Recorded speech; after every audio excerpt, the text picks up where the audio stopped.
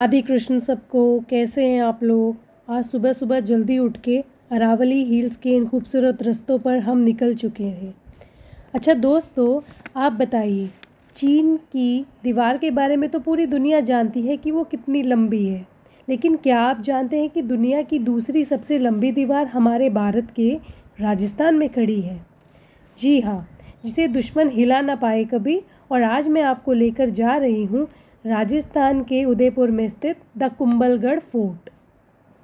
मुझे बचपन से ही राजस्थान के इतिहास में बहुत दिलचस्पी रही है, इसलिए मैंने सारे वॉरियर्स की स्टोरीज़ हमेशा पढ़ी है।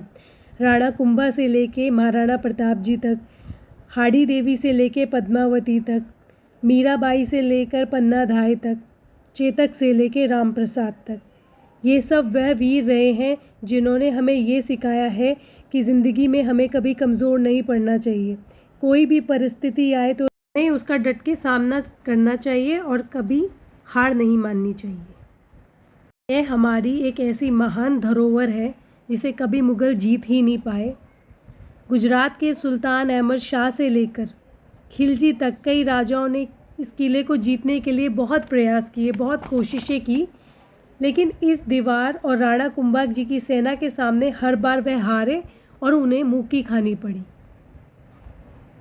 यह खूबसूरत मंदिर शिवजी का है जहाँ पे कुंभा जी पूजा करने आया करते थे। कितना पूर्ण, कितना प्राचीन और कितना खूबसूरत। आज के आर्किटेक्ट को देखें तो वो कुछ भी नहीं, अगर इस आर्किटेक्ट को हम देखते हैं तो दूर दूर तक फैली हुई ये खूबसूरती। इस किले की सबसे बड़ी यूएसपी इसकी विशाल दीवार है, जो आप भी जानते हैं या लोग जो नहीं भी जानते होंगे। ये 36 किलोमीटर लंबी है, इतनी चौड़ी कि 8 घुड़सवार एक साथ साइड बाय साइड यहाँ दौड़ सकते हैं। तो सोचिए, जब एक बार में इतने इतने घुड़सवार उस समय पे दौड़ते होंगे या फिर ऊपर से भी अटैक करते होंगे, तो दुश्मनों को हराना हमारे लिए कितना आसान हो जाता होगा। एक ऐसी स्ट्रैटेजी प्लान की है कुंभा जी ने, या जो बहुत ही रेयर है। जैसे जैसे आगे बढ़ते जा रहे थे, इतने सुंदर सुंदर मजबूत दीवारें और दरवाजे दिख रहे थे, और बाहर लगे हुए फूल और ये चट्टानें भले ही ये मजबूत बनाते हैं उन्हें, साथ साथ खूबसूरती भी दिखा रही थी। गर्मी बहुत थी, चढ़ते जा रहे थे, पर साथ साथ बादल भी आ रखे थे। यहाँ मैं हमेशा से आना चाहती थी, और यहाँ आने के बाद सच में मुझे काफ़ी सुकून मिला। मुझे फ़र्क नहीं पड़ा कि क्या मौसम था और कितनी गर्मी पड़ रही थी।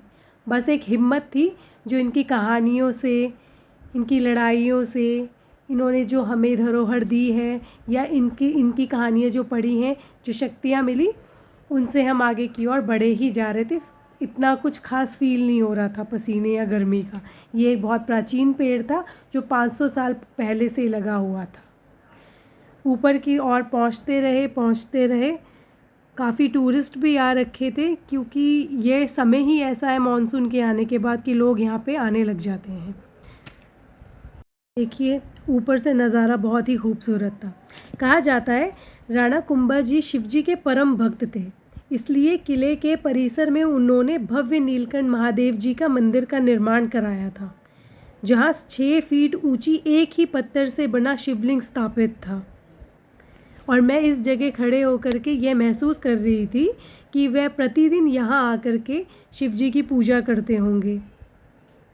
उसके बाद मैंने यहाँ हाथ जोड़ के नमन किया, उन यादों को ताज़ा किया जो मैं सोचती थी।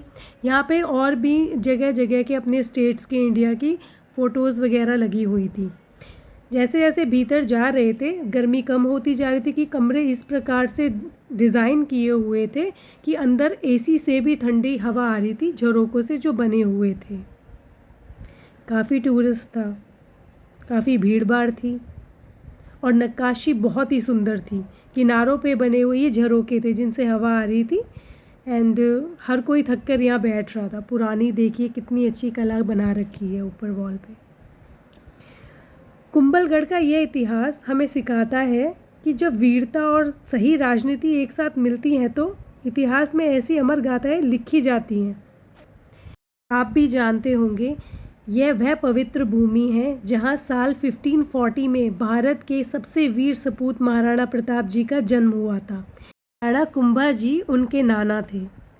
महाराणा प्रताप जी एक ऐसे वीर सपूत थे जिन्होंने रण में कभी हार नहीं मानी और इतने निर्मल दिल कि हमेशा सबकी मदद की। आपको अगर मेरा ये कुंभलगढ़ का वीडियो पसंद आया हो तो कृपया इसे शेयर करें और कमेंट्स में लिखें जय मेवाड़। राधे कृष्ण सबको।